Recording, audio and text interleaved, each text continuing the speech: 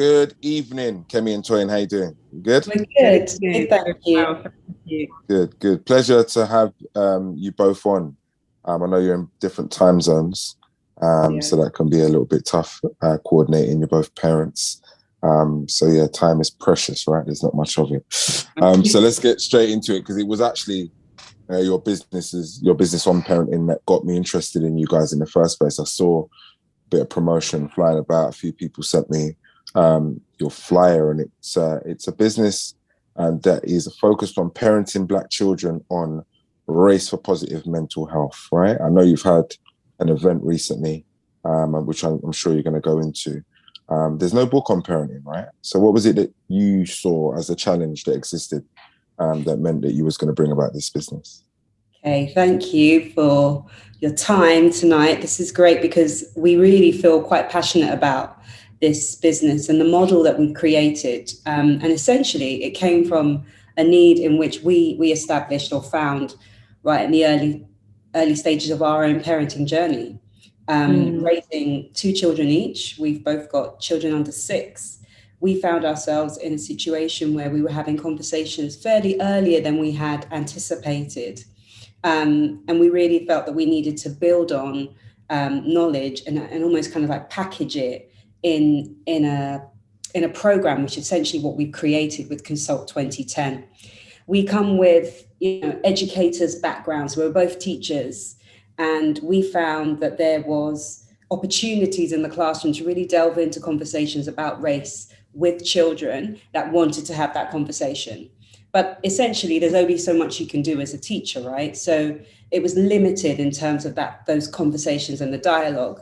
And so what we found is obviously through our own parenting journey that there is really a need for almost kind of like to bridge the gap between what the educator can share in terms of knowledge and experience and whatever else with what the parent can share in terms of knowledge experience. And we know that obviously the parents' perspective on things is well-being. That would be your priority, right? For your child to have this positive well-being and mental wellness. And essentially those things come from or stem from kind of like a positive appearance and positive understanding of themselves. And essentially we found that there was a real need in the community, raising Black children to have these conversations on race. And early. And that's what we encourage. Yeah. And I feel it's... Sorry, go on, Kemi. I also feel it's a concept of responsibility. We are educators and we know our duty is to ensure that the children learn in the classroom. But as parents, it's such a, it's such a difficult situation because there's only so much you can leave to the teacher. And you've got to step in and ensure that what your child is learning is it's the kind of values you stand for. And that's what we delve deep into in our course.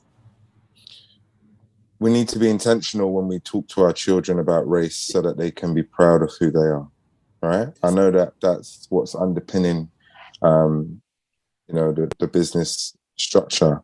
One of the things that really caught my attention was that you were really intentional about opening up this conversation to parents of Black children, as opposed to it just being another conversation with Black people, amongst Black people, for Black people, right? Because there are people who are not Black who have Black children, right? And you wanted them to feel comfortable in this space. Talk about that.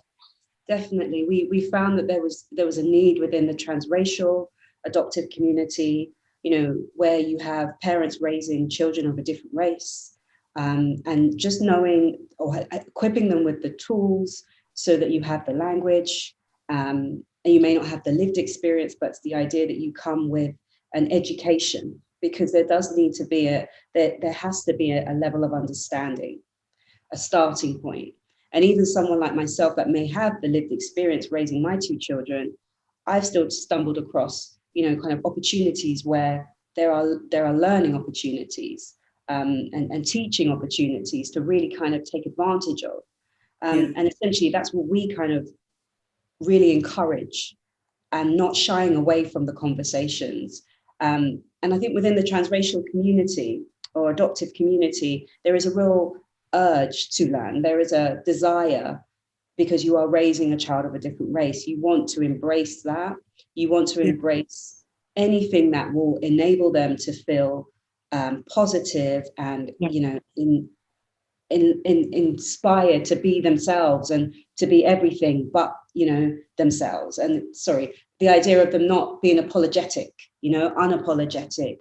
They come with their full selves, and that's all you want as a parent. You want your child to stand in the room and be comfortable with who they are. Yeah. Kemi, do you want to add to that? Or Yeah, no, I think it's simply what Toyin has said. It's very much that we're just ensuring that parents have the tools, where we're drawing on our skills of educators. You go to the classroom with a toolbox. You go to class, especially having conversations on race, and possibly you may call it a challenging conversation, but you go in equipped. And I feel that it's very important, especially if you're not a Black parent, but you're raising a Black child, that you have the toolkit. And that's what we try to encourage many of the parents we engage with so far, to just have the conversation, but ensure that you're educated and you've got the language, the appropriate language to use. We knew we wanted to build something that was needed.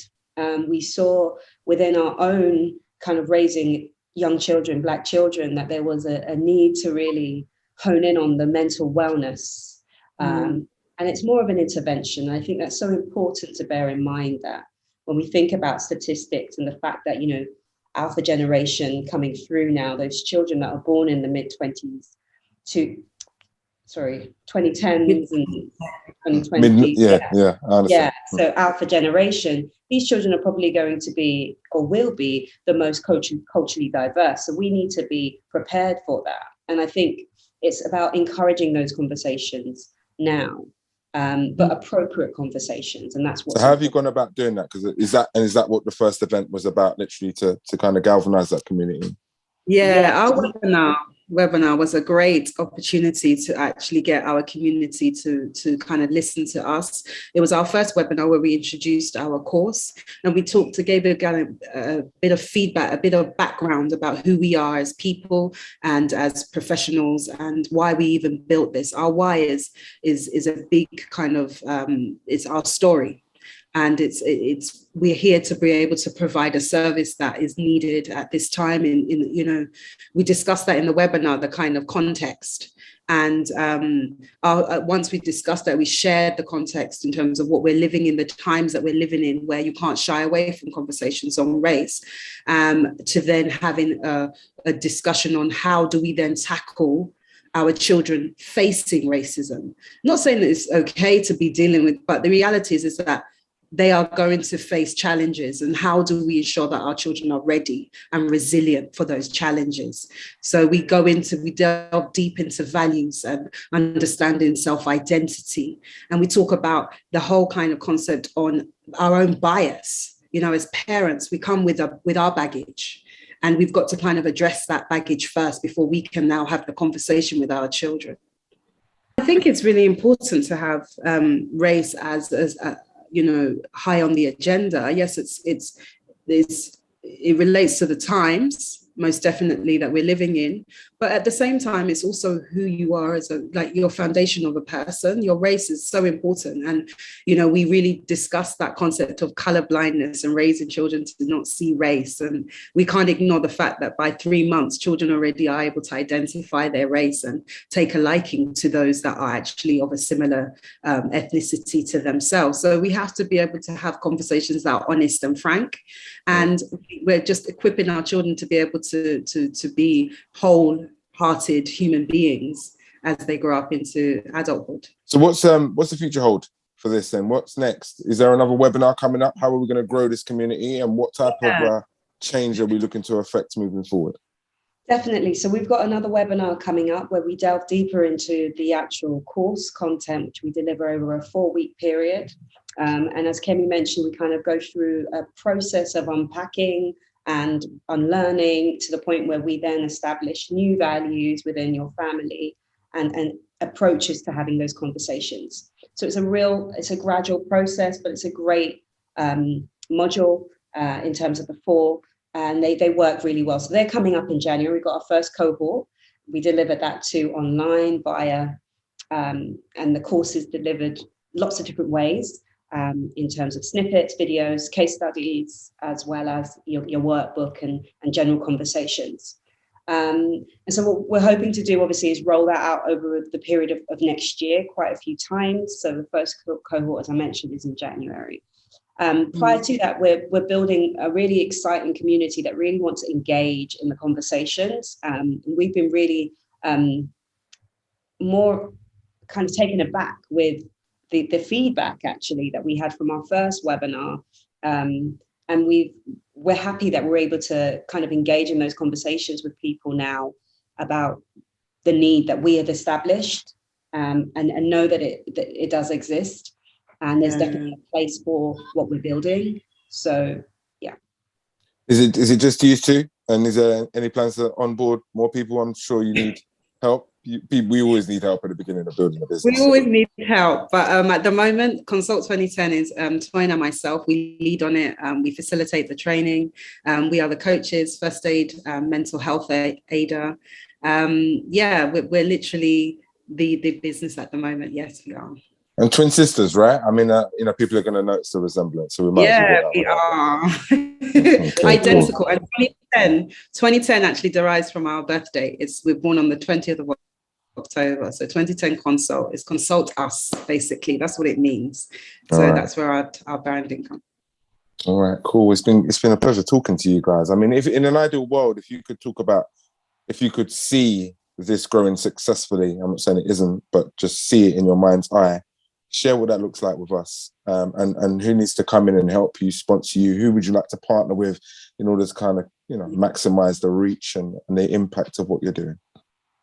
Well, I was saying to Kemi just the other week, there's so many platforms in terms of parenting platforms out there, but none that resonated with us when we were on this journey. So we really want to be the go-to when it comes to parenting Black children, and it's international. And we know that we have the experience and the lived experience to deliver a program that can continue to have growth. We see it moving into more elements and workshops on mental wellness, because that's really our focus, and we want to emphasize that. So, I mean, it's going to be an exciting year next year. I think as soon as we actually go into our first cohort and then start delivering, we're going to get more and more clients on board. And hopefully the reach is going to be bigger. Kemi? Yeah, I mean, not only with regards to individuals, but organizations we're reaching out to. We want schools to come on board. We want local authorities to come on board in the UK. We've been approached by various companies, adoption agencies at the moment.